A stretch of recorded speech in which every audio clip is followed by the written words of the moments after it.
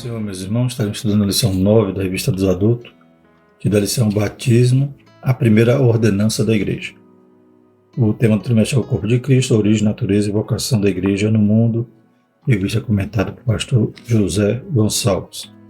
Vamos falar sobre a primeira ordenança. Estamos estudando sobre a Igreja, sobre a Eclesia, e veremos que a Igreja tem duas ordenanças, que Jesus nos deu, que uma é o batismo e outra é a ceia do Senhor.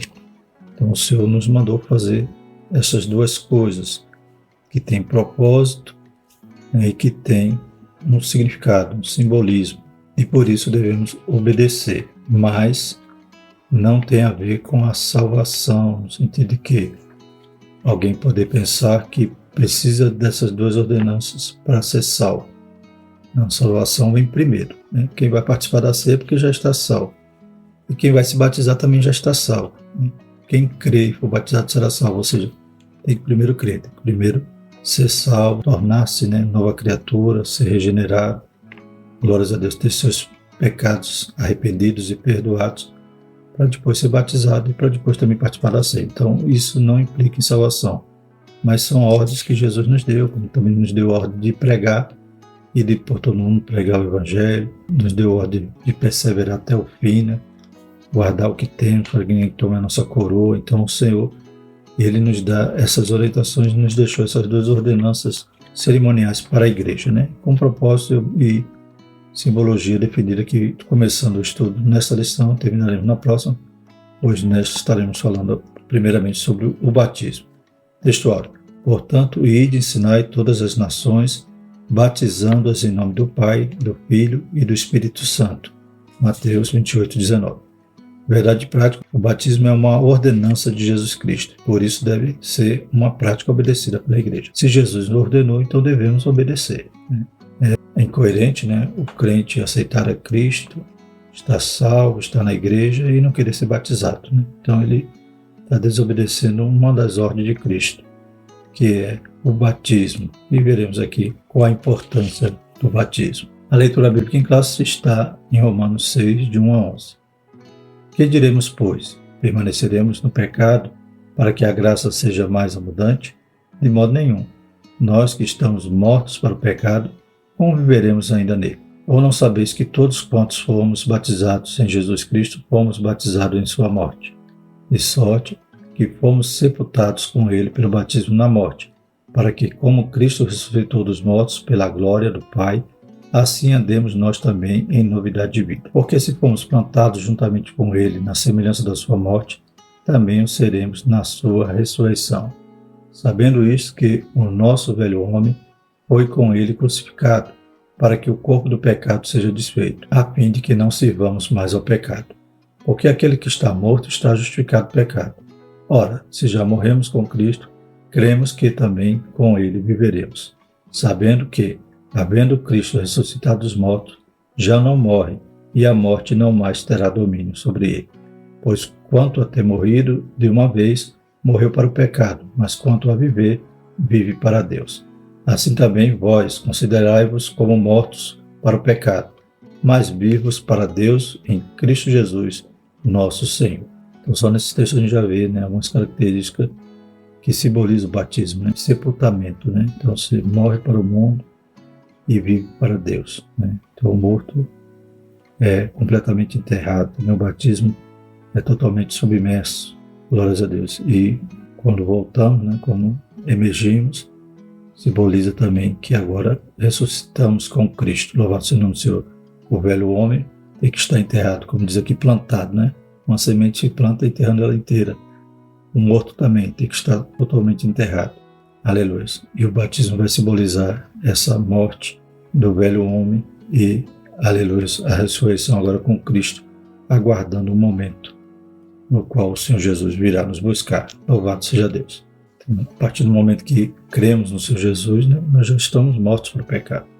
E por que não, então, aleluia, cumprir essa ordem do Senhor e se batizar, Alguns, muitas das vezes, têm algum impedimento, questão de casamento, mas se não for um impedimento legal, nada justifica um crente, anos e anos na igreja, e não querer ser batizado, às vezes até com medo de ter um compromisso mais sério com Cristo. Mas ele tem que ter um compromisso desde o momento que aceitou a Cristo, aleluia, pois está no aguardo da sua volta, quando ele virá nos buscar. Então, temos que estar completamente compromissados com Cristo para sermos contados com os salvos. Louvado seja o nome do Senhor. Por outro lado, também, aqueles que morrem antes de serem batizados, não quer dizer que eles perderam a salvação.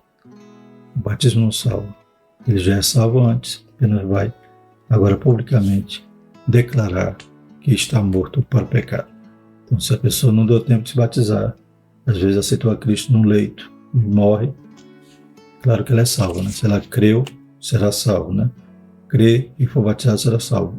E quem não crê, está condenado. Não quem não for batizado, quem não crê, que estará condenado. Vamos elucidar melhor, né, durante a nossa lição. Os objetivos são pontuar os pressupostos bíblicos doutrinários do batismo, explicar o símbolo e o propósito do batismo, esclarecer a fórmula e o método do batismo.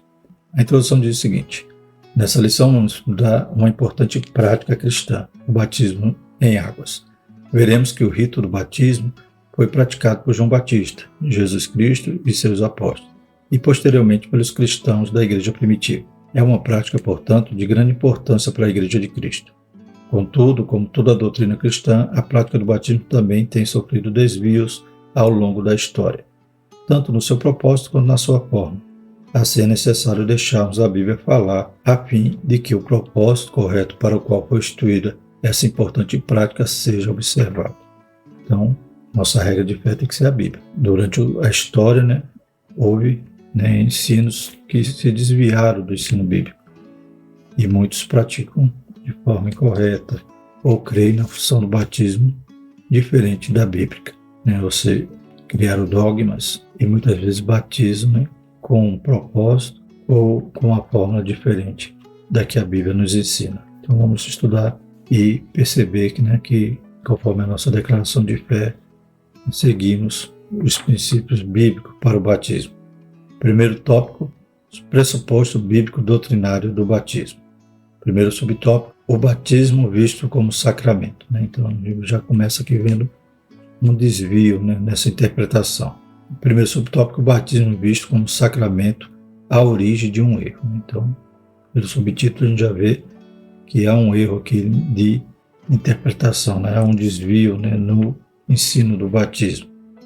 E acredita que o batismo é um dos sacramentos, né? O sacramento ali da Igreja Católica, ou de algumas tradições de igrejas protestantes históricas, né? Então vamos lá. A tradição católica e alguns segmentos do protestantismo histórico vê a prática do batismo como um sacramento. A palavra sacramento vem do latim, sacramento, significa um sinal sagrado capaz de conferir graça àqueles que dele participam. Nesse sentido, Agostinho, 354 a 430 d.C., bispo de Hipona, que introduziu esse desvio na igreja, entendia que o batismo como sacramento é um rito que transmite graça espiritual independente da fé de quem o pratica.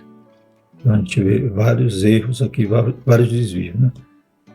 Primeiro, eles acreditam que esse sacramento, né, ele vai conferir graça, vai transferir uma graça àquele que está participando, no caso do batismo, né? A gente vai ver que a Igreja Católica tem vários sacramentos, mas nesse caso transfere, né, ou transmite graça espiritual independente da fé de quem pratica. Então, o que acontece, né? A Bíblia diz: quem crê e for batizado. Então, conforme essa interpretação de Agostinho, que introduziu esse erro, né, ele vai dizer que a pessoa não precisa nem crer, né? Tanto é que se batizam crianças, né? Acredita que o batismo vai transferir graça ali para a criança, né? E eles têm a preocupação até de batizar a criança. Se a criança está enferma, né, corre para batizar, com medo da criança morrer pagã, né? Mas o batismo não transmite nada, né? Os sacramentos que a Igreja Católica tem além do batismo são a confirmação do batismo, que é o crisma, confissão dos pecados, ou o sacramento da penitência, da reconciliação e do perdão, a Eucaristia, a ordenação sacerdotal, o matrimônio e a unção dos enfermos. Então são 7 sacramentos. Para os católicos, os sacramentos são sinais nos quais, por meios sensíveis, a graça de Deus em Cristo é representada, selada e aplicada aos crentes. por sua vez, expressam a fé e obediência a Deus. Esses sinais são considerados muito importantes para a salvação de cada crente e marcam as várias fases de sua vida espiritual e religiosa. Né? Entenda crente aqui, católico. Né? Então, o que acontece? Esses sacramentos, para eles, são sinais que transmitem graça, ou seja, são importantes para a salvação. Sem participar dos sacramentos da igreja, um católico, então, não é salvo. Então, o sangue de Jesus não é suficiente para isso. Tem que haver esses sacramentos para a salvação, para transmitir graça. Mas nós cremos que a salvação é pela graça, mediante a fé. Basta crer. Quem crê será salvo. Né? Quem crê e for batizado. For batizado é em segundo plano. Porém, quem não crê está condenado. Então, a Bíblia diz que quem não crê está condenado, e não quem não crê e não for batizado. Então, para eles, o batismo é um componente para ser salvo. Nós cremos que a salvação é sola Christi, né? Somente por Cristo. Sola fé, né? Somente pela fé, é sola gratia. Então, é pela graça mediante a fé, e não o batismo que vai salvar. O batismo a gente vai ver que é uma confissão pública dos pecados de quem já é salvo. Para ser batizado tem que ser salvo, tem que crer. E uma criança, né? Agostinho acreditava que independia da fé, né, de quem o pratica, ou seja, está sendo batizado, nem sabe o que é, mas ali vai contribuir para a salvação daquele indivíduo, daquele bebê, daquela criança. Então a gente vê que algumas igrejas protestantes batizam criança, como os presbiterianos, né, mas nesse sentido de sacramento, de acrescentar ou transferir graça, esse erro da igreja católica, né, a gente vê que acrescenta então um componente para a salvação que a Bíblia não mostra. A Bíblia diz que somos salvos pela graça, mediante a fé, um favor imerecido, então não é nada que nós fazemos, é Deus que fez tudo. Louvado seja o nome do Senhor. Inclusive, para nos arrependermos, o Espírito Santo tem que nos convencer. Louvado seja Deus. Então, todos esses sacramentos citados da Igreja Católica, para eles, têm essa função de transmitir a graça, e só a Igreja Católica pode operar, né? Só eles detêm, então, o complemento da salvação. Por isso que eles dizem que é a igreja mãe, e que quem está em qualquer outra igreja é tudo desviado, está tudo perdido, vai tudo para o inferno. Deus tem misericórdia, né? Então, não é assim que a Bíblia ensina. É uma ordenança e não um sacramento. Segundo subtópico, o batismo não é sacramento, mas ordenança de Cristo. O ensino bíblico concernente ao batismo é que ele é uma ordenança e não um sacramento. Ide, portanto, fazer discípulos de todas as nações, batizando-os em nome do Pai, do Filho e do Espírito Santo. Mateus 28, 19. Então, para ser batizado, tem que se tornar primeiro discípulo. Um discípulo é alguém que foi salvo, alguém que agora deixou o mundo e está seguindo a Cristo. Não há, portanto, no batismo um poder mágico capaz de transmitir graça para a salvação. O ensino bíblico é que batismo é uma ordenança dada por Cristo a quem já foi alcançado pela graça, e não a quem quer obter alguma graça através dele.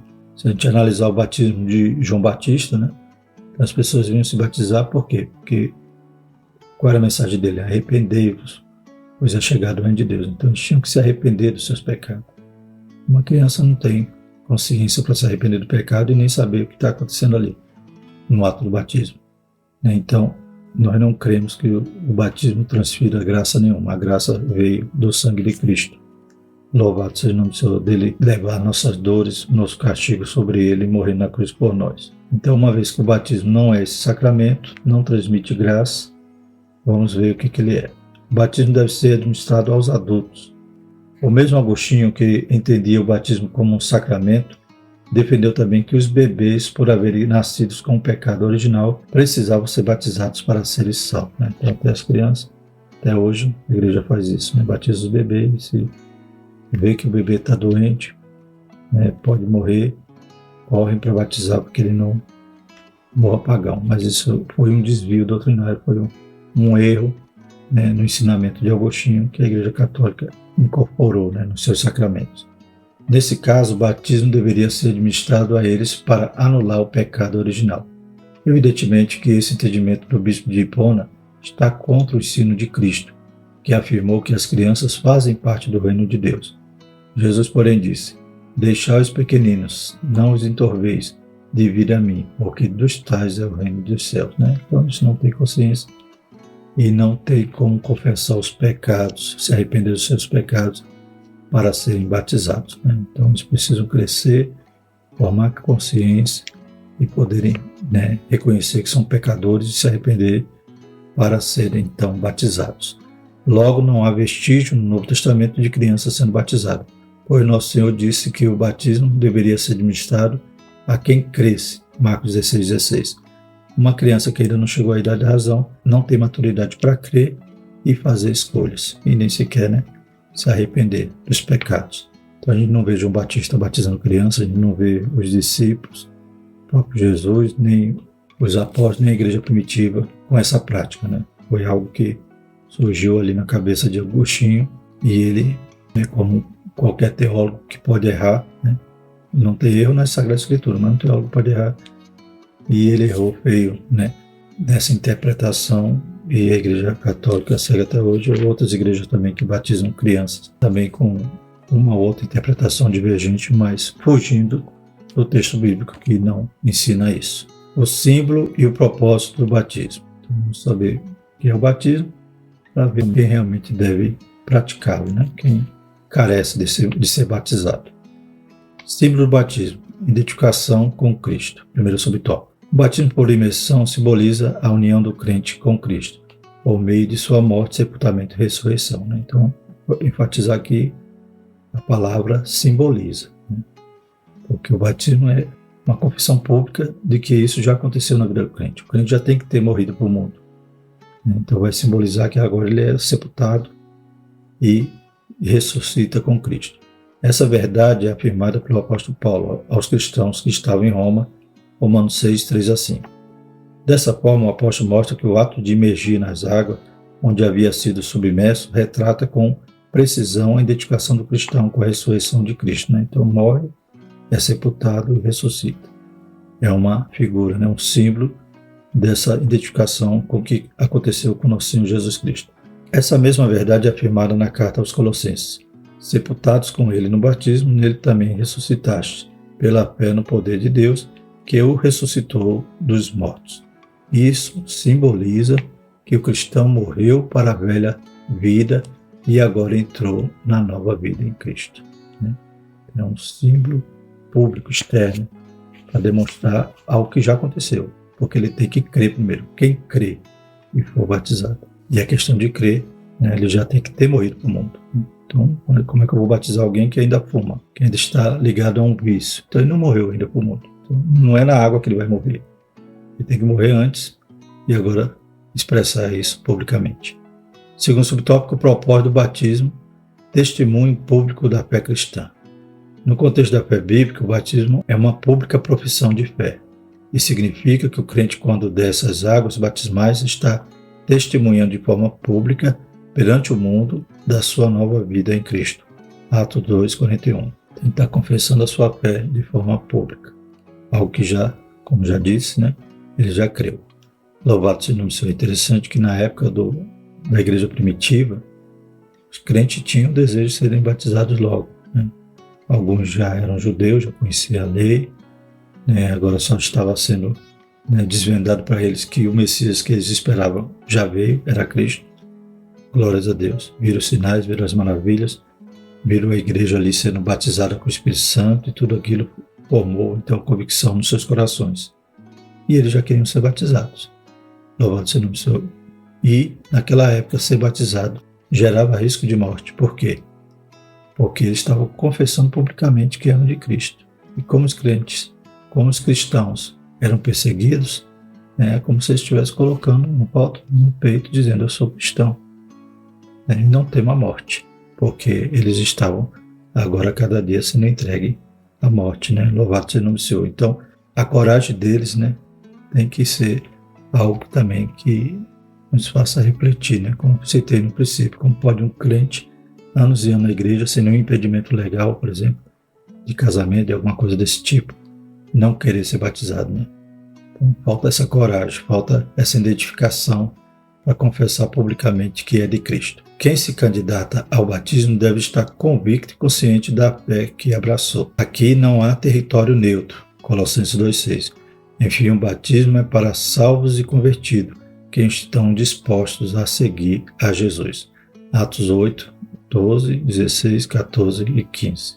Colossenses 2,6 diz: portanto, assim como vocês receberam a Cristo Jesus, o Senhor, continue a viver nele, enraizados, edificados neles, firmado na fé.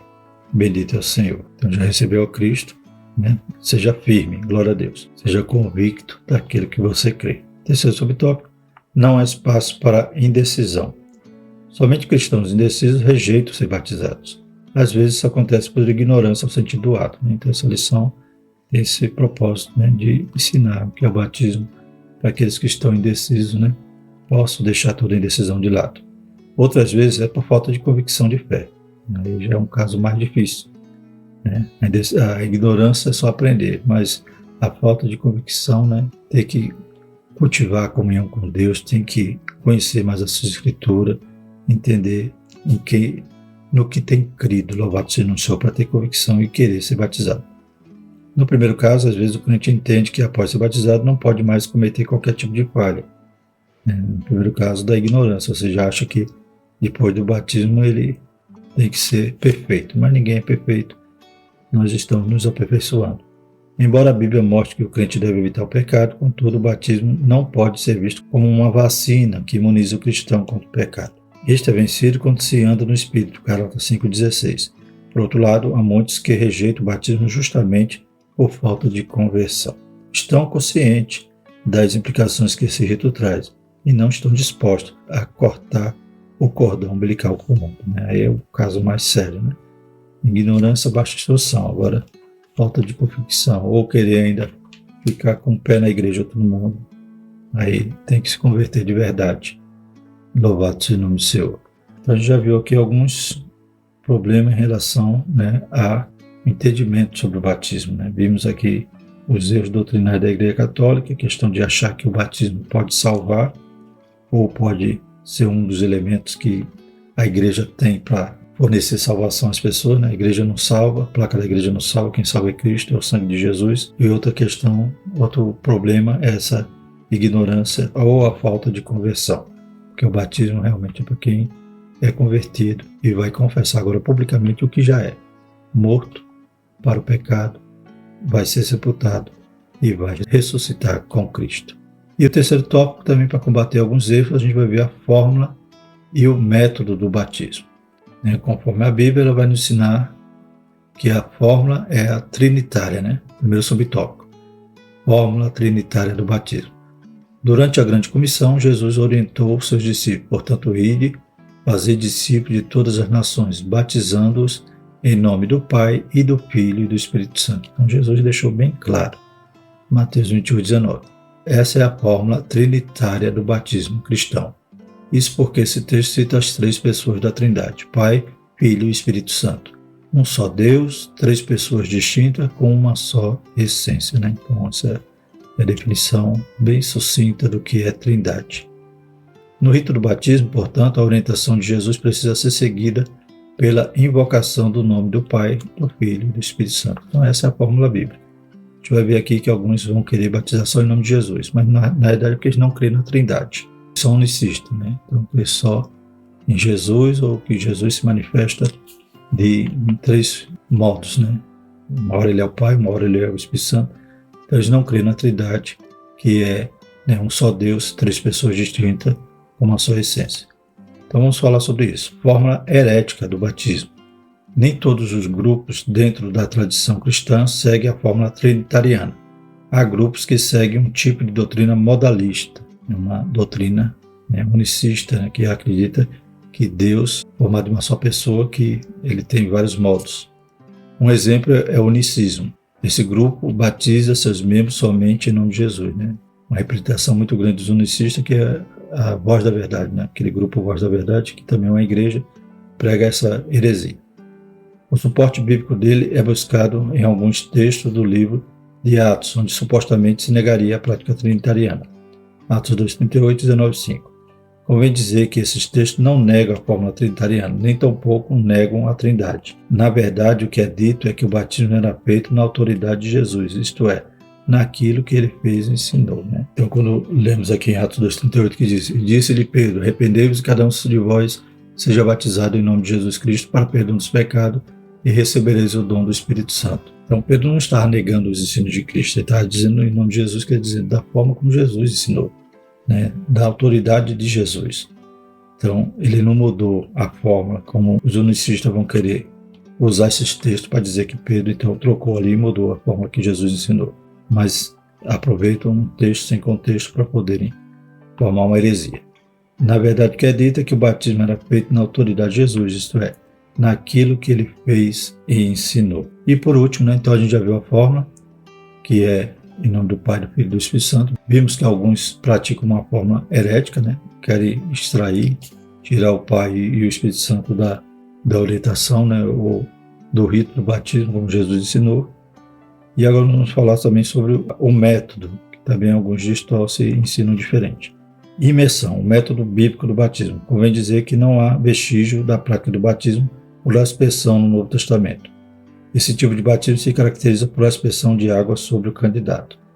Então, a Igreja Católica ela batiza dessa forma, né, por aspersão. Pega um pouquinho de água e joga, né, na cabeça daquele que está sendo batizado. Mas na Bíblia não mostra assim. Mostra sempre imersão, sempre. Né, João Batista batizava ali no rio, né, no Rio Jordão. Jesus foi batizado no rio. Quando saiu das águas, diz assim um texto bíblico. Então, o eunuco foi batizado nas águas também. Diz também quando Felipe, o eunuco saiu das águas, o Espírito Santo arrebatou Felipe e ele se achou em outra parte. Então, a gente vê o que a Bíblia ensina é o batismo por imersão. Tem que mergulhar, inclusive a simbologia é de ser sepultado. Não tem como sepultar só um pouquinho, né? Só a cabeça. Nem ser plantado, né? Sem enterrar toda a semente. Então, havia essa simbologia da imersão, que foi o método que a Bíblia nos ensina e não tem outro método por aspersão, por exemplo, no texto bíblico. Entretanto, o contexto do Novo Testamento mostra claramente que o batismo nos dias bíblicos era por imersão. A palavra grega baptizo possui o sentido de mergulhar e submergir, tanto na Bíblia como fora dela. Vários textos bíblicos mostram a prática bíblica do batismo por imersão. O povo saía para ser batizado por João no Rio Jordão, né? Dentro dele, né? Então está lá em Marcos 1,5. Da mesma forma, quando foi batizado, Jesus saiu da água, Marcos 1,10. João batizava onde havia muita água, João 3,23, né? Então, se fosse de outra forma, não precisava nem ir para o rio, né? João trazia um balde e saía batizando o povo por aspersão. Mas a gente vê os batismos sendo feitos, né, em água, né, para serem mergulhados, né, em tanques. Né, nos dias ali da igreja primitiva, provavelmente eles usaram ali os tanques de purificação que havia em Jerusalém, ou nos rios, ou no ajuntamento de águas, como aconteceu ali com o eunuco. E Felipe o batizou, né? Aí tem água, quem me impede de ser batizado? Foi lá e Felipe o batizou. E saindo eles da água, diz o texto bíblico. Então, sempre vai mostrar que eles entraram na água, foram batizados e saíram da água. Isso mostra que o batismo era por imersão.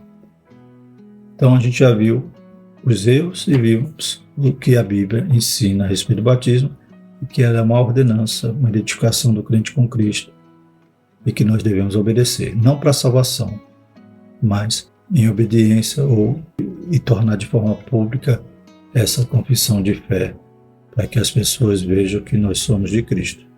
Louvado seja Deus. Conclusão. Procuramos abordar as questões mais relevantes concernentes ao batismo em águas, mostrando que, embora não tenha a atribuição de salvação a quem dele participa, o batismo é, sim, uma prática que deve ser levada a sério por todo crente que quer seguir as palavras de Jesus.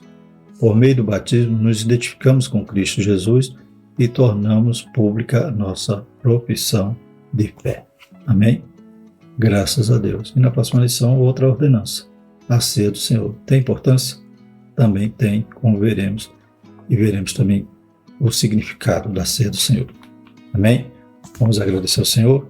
Maravilhoso Deus, obrigado mais uma vez pela Tua palavra, pela Tua instrução, Pai, para que possamos entender, Pai, como é, aleluia, fazer parte dessa igreja que o Senhor fundou, inaugurou no Pentecoste, Pai, e, aleluia, tem nos comissionado, Pai, para fazer a Tua obra, para ir por todo mundo, fazer discípulo e batizar em nome do Pai, do Filho e do Espírito Santo. Nos ajuda a continuar seguindo, Pai, a orientação da Tua palavra, não nos desviar nem para a esquerda nem para a direita, atrás de ensinamentos de homens, mas buscar sempre, aleluia, a água pura da fonte de água viva. Em nome de Jesus nós te agradecemos. Amém.